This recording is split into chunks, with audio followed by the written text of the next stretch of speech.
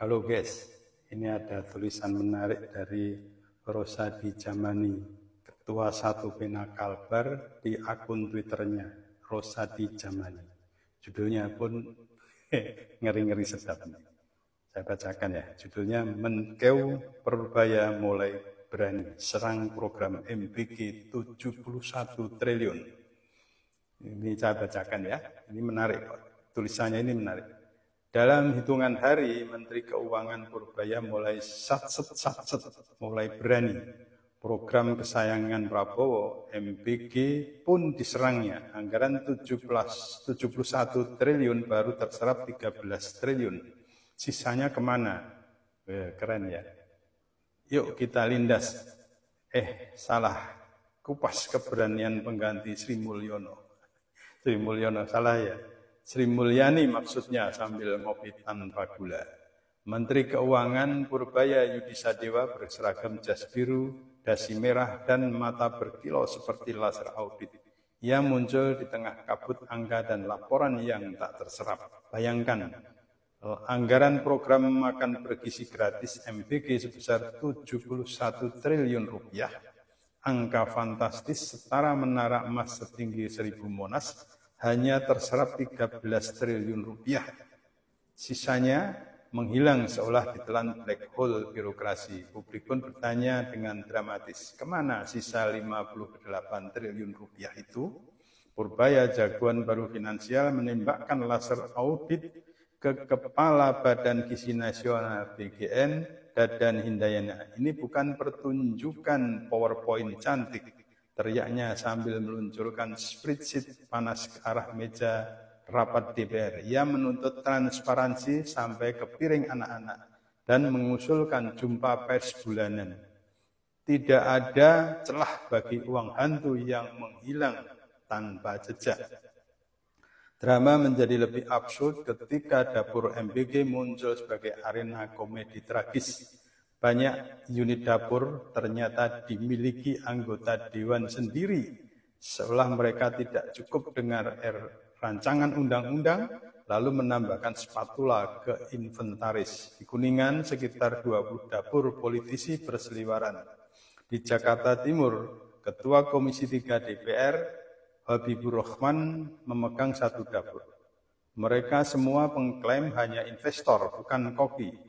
Publik melihatnya berbeda. Wakil rakyat menari di atas piring sambil debat RUU, seperti sirkus epik tanpa akhir. Namun absurditas berubah menjadi tragedi ketika laporan keracunan mulai berdatangan.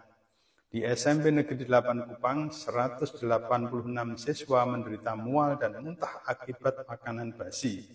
Di Bandung, SD Legok Gayam dan SMP Negeri 35, siswa mengalami hal serupa. Di Sragen, Madrasah Aliyah Negeri 1 Cianjur hingga Nunukan Selatan, ikan tongkol bulat menjadi musuh anak-anak.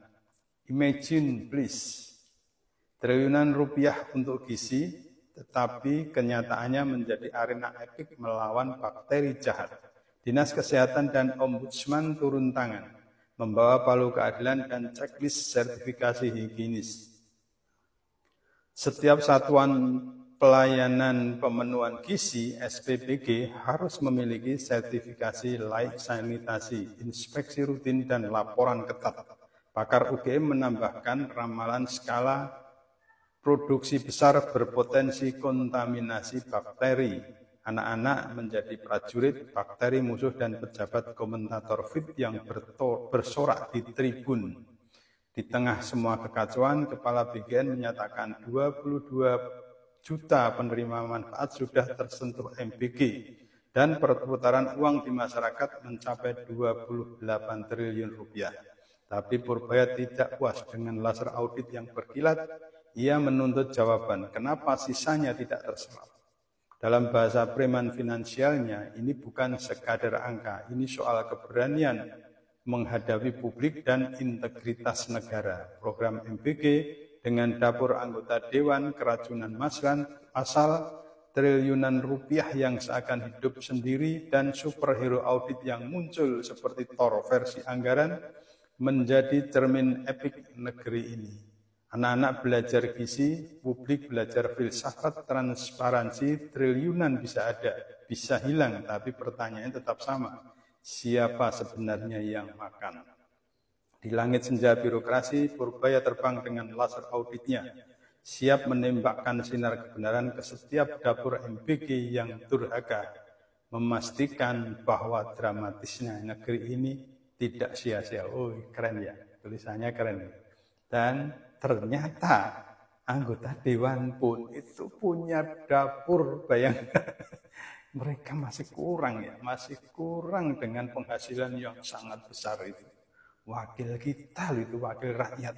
Rakyat sendiri sedang kekurangan anggota dewan pesta pora, punya dapur MPG, apapun alasannya itu tidak dibenarkan menurut saya. Dan anggota dewan kenapa tidak bisa membaca peristiwa di Nepal, bagaimana anggota parlemen dikejar-kejar rakyat, ditelanjangi lalu dibuang ke sungai, dikejar-kejar, dipukuli, menteri dipukuli, para pejabat dihabisi, sampai akhirnya Perdana Menteri Nepal dan presidennya harus turun, harus mundur. Ini luar biasa. Ini kalau rakyat sudah marah bahaya.